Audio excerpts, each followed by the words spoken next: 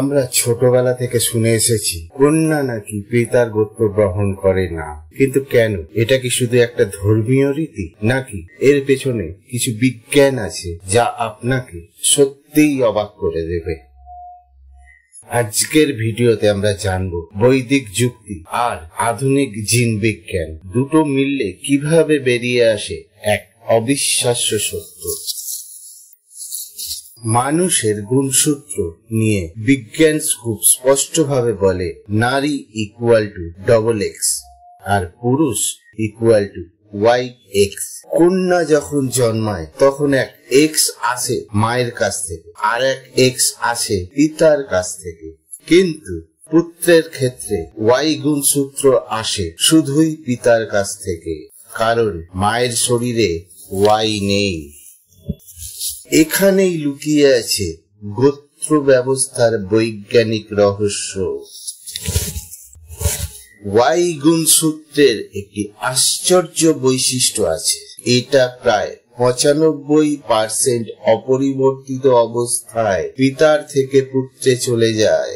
এই অপরিবর্তিত জিনের ধারাবাহিকতাকেই প্রাচীন ঋষিরা বলেছেন গোত্র। যার গোত্র কাশ্যপ, তার শরীরে থাকা Y জিন এসেছে সেই আগেকার কাশ্যপ ঋষির থেকেই। অর্থাৎ গোত্র মানে Y গুণসূত্রের বংশধারা। এখন প্রশ্ন, মেয়েরা কেন পিতার গোত্র বহন করে না? কারণ খুব সহজ, মেয়েদের শরীরে Y নেই, তাই পিতার Y বংশ বহন করতে পারে না। এই জন্যই বিবাহের পর স্ত্রীকে স্বামীর গোত্রে অন্তর্ভুক্ত করা হয়। এবার আসি বহুল আলোচিত প্রশ্ন, একই গোত্রে বিয়ে কেন নিষিদ্ধ?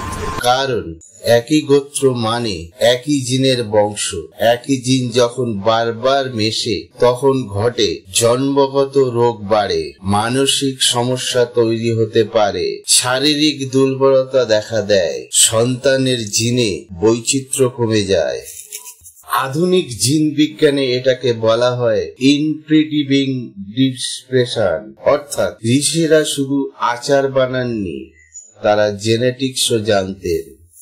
এবার আসি কন্যা দানের আসল অর্থে। এটা দান নয়, এটা এক গোত্র থেকে অন্য গোত্রে প্রবেশের প্রতীক। কারণ কন্যার শরীরে পিতার Y নেই, স্বামী তাকে নতুন বংশধারায় যুক্ত করেন।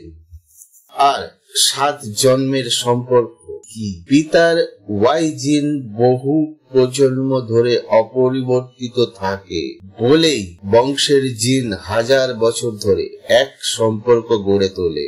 এ কারণেই বলা হয় 7 জন্মের সঙ্গী।